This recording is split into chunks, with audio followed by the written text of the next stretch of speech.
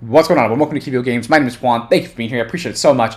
This video is going to be a video where we talk about the biggest announcement for board games in 2023. It's going to be Apex Legends, the board game, coming out May 17, 2023 to Kickstarter. Apex Legends is a massive Battle Royale game that is now going to be made into a board game, a tactical skirmish style board game. If you don't know what Apex Legends is, well, first things first, right? I love Apex Legends. The reason why I'm making this video as a whole is because I truly love playing Apex Legends. I've been playing Apex Legends since Season 0, which was before they had seasons. Since the game first dropped, I was on that game, playing it nonstop, as well as playing since then now to February 2023, where it has 65 million active players. Season 16, I mean, they've gone through different maps, map changes, new legends have been added, legends have been reworked and changed up to kind of fit the playstyle and fit the new metas coming out. I watched the ALGS Championships, that is like the World Championships for Apex. I watch that every time. My favorite team personally would have to be TSM. I love TSM, and that's like one of the top Apex teams. They just won the World Championships, Apex Legends Championships, right? They just won the land. They won the top prize. They're #1 in the world currently right now. And like I said, I love Apex. I've been playing since 0. I play it all the time. I still play it. And let me tell you what Apex is, right? What is Apex? Why am I so excited? Why is it crazy it's coming out? Well, first things first, one of the most popular Battle Royale style games to ever come into a board game, and one of the popular Battle Royale games currently as well. If you don't know what a Battle Royale game is, a Battle Royale game is a game where you drop in to a specific map, right? You drop in, you fly out of a ship usually, that's kind of traditional. You fly out of the sky, jump into the map, and you go around scavenging for loot or weapons, items, to try to be the last team standing. That is what a Battle Royale is. It was made popular by Fortnite recently, right? Fortnite, that big other game that's really popular, has made that genre popular. Apex came out of that, and now Apex is dominating the player base right now as one of the best games, one of the best Battle Royale games to date. So, Glass Cannon and Respawn are going to be collaborating to bring you Apex Legends board game coming to Kickstarter May 17, 2023. The game is going to include 2 to 4 different legends in the box. However, knowing Kickstarter and what it is, there's probably going to be like all of them. And I hope there is all of them because there is a lot of really different legends that cater to different playstyles within the video game. Apex is a massive game, and I can't wait to see what it does with the board game itself, right?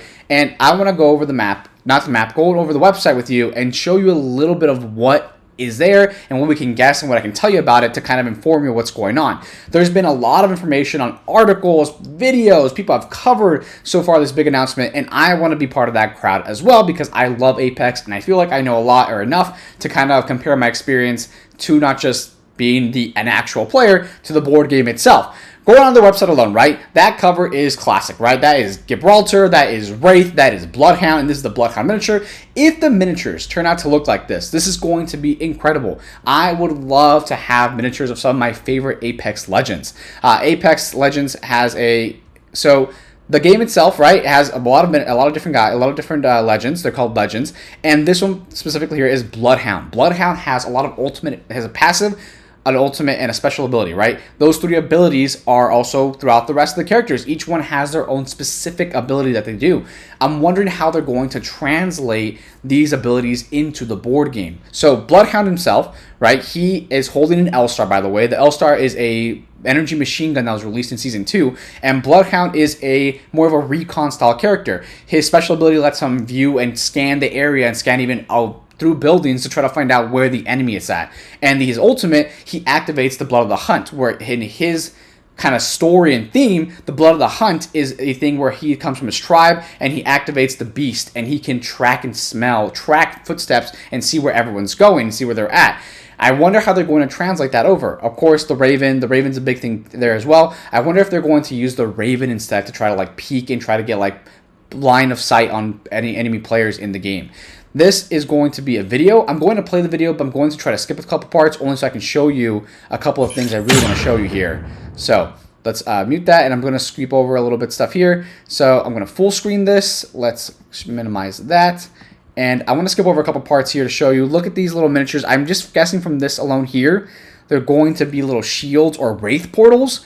That's what I'm assuming there. But we have Bloodhound there, Bangalore. Bangalore is another great character. Bangalore is an assault character. She is going to go in and she is a shooter, right? Her passive ability makes her faster in when she's being shot at, so she can run faster, move faster. Of course, when you're in battle or you shoot out with somebody, you now have that upper hand on speed against them. She also can shoot smoke to cover up when she's moving around or trying to rotate at different locations. And her ultimate is a barrage of missiles, and the missiles just come down usually in a Z formation, and they do massive amounts of damage. And that damage also can help you run away, rotate somewhere else, or scurry a team out of hiding so you can shoot at them. It's going to here, and this is a big one here, right? Looks like Gibby's shield. I really want to try to get there we go. I want to try to get like that angle on it. There we go. I am not too sure about this, right? But I'm assuming that is going to be a modular miniature where the shield can actually come off and clip back on. Because Gibby, and also usually Gibby, that's a Peacekeeper he's holding as well, by the way. It's a shotgun in the game. Gibby is an ultimate, like, you do not want to fight on one-on-one directly. The reason why is because he has that extra shield, and the shield actually grants him more of a cover. Like, he has cover now when he's fighting. And you shoot his shield, shoot him, therefore also that. And also in the game, he takes less damage from bullets because he's actually a bulkier, bigger character, therefore an easier target to shoot at. And that is going to be his shield here, and I'm assuming that's a modular shield, right? You can take that off and put it back on, meaning, okay, cool, you took out a shield, now you have to take him out next. I wonder how they're going to balance that out, because it seems like Gibby in the board game is going to be OP, like one of the biggest players in the game, only because he can tank so much damage as well as having a shield. His ultimate as well is a mortar shot from above, and they shoot down, and it's actually a very scary shot. The shot itself can do a lot of damage, even hinder a team or knock people down, and therefore having you to now have an uneven fight against someone else who's rushing or a third party coming in. He's holding a Peacekeeper, and the miniature looks amazing. Coming up next, I think it's going to be Wraith here, right? So Wraith is she has more like psychic abilities almost. Whenever someone's aiming at her, she actually gets told by a little voice in her head saying, hey, you're being shot at, hey, you're being aimed at, hey, you're being tagged. And also, she can make portals, Wraith portals, right? The portals are going to be able to teleport you from one section to another section of the map. And that's a good way to rotate in between cover if you need to get the angle on somebody or you're just trying to escape or get away. She also has her L1, her special ability. Her special ability lets you just kind of go into the void and then teleport somewhere else and come out of the void there, therefore either being behind an enemy, flanking an enemy. So I'm just curious to see how they're going to translate that into the game, because all four of these characters honestly are pretty big game-changing characters with different abilities. I mean, Gibby's a tank. Wraith is supposed to be agile and be able to dodge things with her L1 and get away from sticky situations. Bangalore is fast and she is quick and she can shoot. And also there's Bloodhound, who can track your movements. I wonder how that's going to be translated into the game. There is a couple more things. Here's some information about the combat system, endless replayability, unique legendary characters. So unique legendary characters, I wonder if they're going to transfer over the mobile characters, like the mobile game, because the mobile game there's the console version, which is cross-played, which is Xbox, PlayStation, PC, and there's also the mobile game. The mobile game is its own game. It still plays similarly, however, it has its own unique legends. So it has other legends, and I have never played the mobile game, so it would be really cool to be able to use them in the board game, because I never got to play the mobile game. I don't think I will. Not a big mobile gamer fan. I prefer playing on like a console or PC or something, and I do play, I play Apex Legends on my PlayStation 5. That's where I play Apex. The unique legendary characters, that's what I'm thinking about. Innovative combat system. So I do wonder, it's a skirmish game. So it's a tabletop skirmish game, and it's a tactical skirmish game, not a tabletop.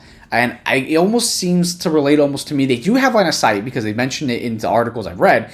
So I wonder if it's going to have like Marvel Crisis Protocol, where you have like big buildings everywhere and the little miniatures, and there's like you kind of take cover, you move this way, move that way. That would make the most sense. If it's just card play, that would be interesting. I want to see how they pull that off. But they're thinking about going tournament style with this. They're local tourneys and tournaments with this. They're trying to go that level with Apex Legends, which is such a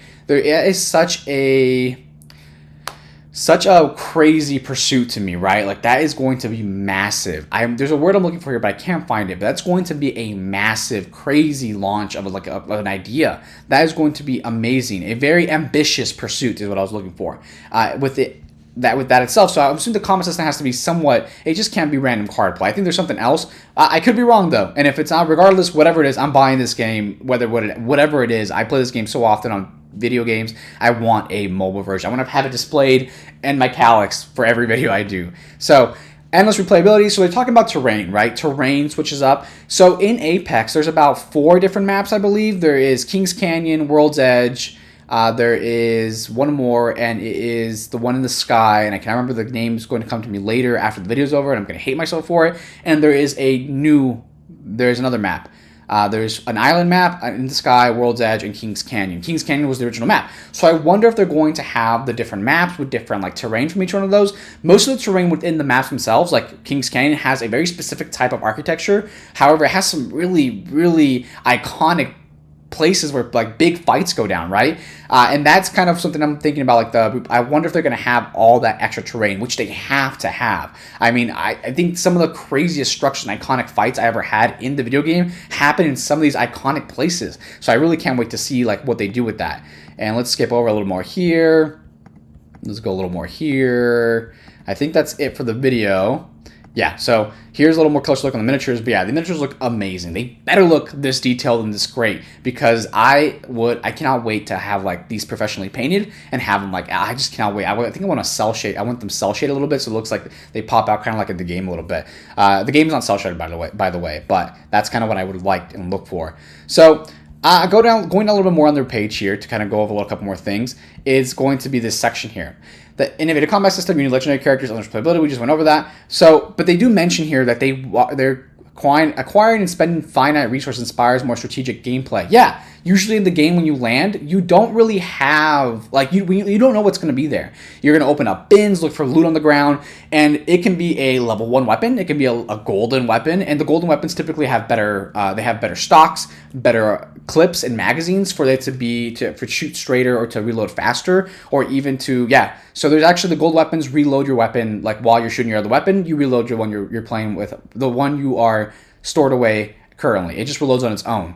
Not quick enough for it to be like game changing, but quick enough. It is game changing because you can be like keeping an enemy at bay, and then your guns reload, so you just switch weapons, start shooting. But it's not that quick. It takes a while. There's also going to be. I'm really excited to see this part was the fact that they said they're going to have tournament play, right? They're trying to build that.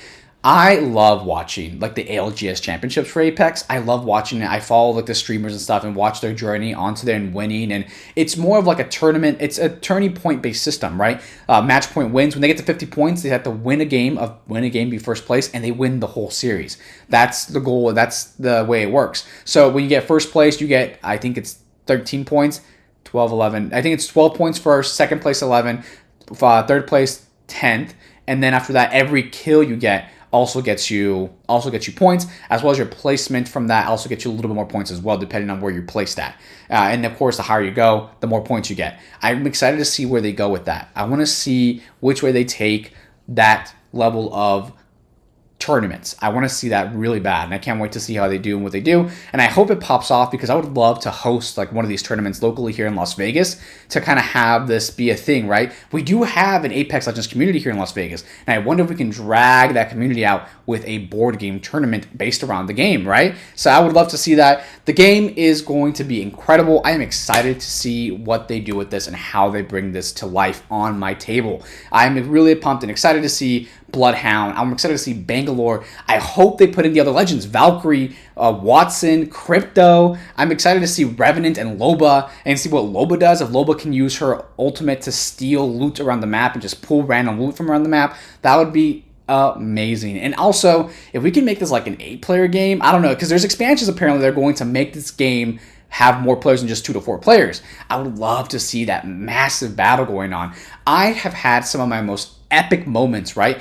So I wonder if they're going to have just an arena map and you go in and you fight and you duke it out, or they're going to have like a closing map circle, right? Which is kind of I don't know how if they would pull it off, be able to pull it off, but I've had some of my most epic moments on that final circle. In that final circle, when you're about to get first place and you're fighting out, you have like little to no cover. The team that has little to no cover, you're throwing grenades, you're activating abilities, you're shooting back and forth, screaming out call outs to like the microphone to try to make sure we're all on the same page. Usually in the team-based game, you land with 3 people. It's you and 2 other people, and that's your team of 3 for the whole game. I'm excited to see where this goes, and I cannot wait to see where Unplugged takes this, and I hope they launch it like as high as they can to make this a big deal, because I am in. I want to be involved with anything about this game and the community, and I want to grow that community and see where that goes.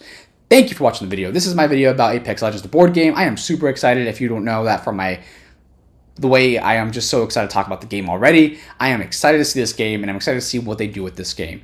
Apex Legends, the board game, is going to be amazing. Thank you for watching the video, and I appreciate it if you made it this far. I appreciate it so much. Thank you so much, and I am going to bring you more coverage about this game as more comes out, because I want you all to know, and I hope you are just as excited as I am. Have a great one.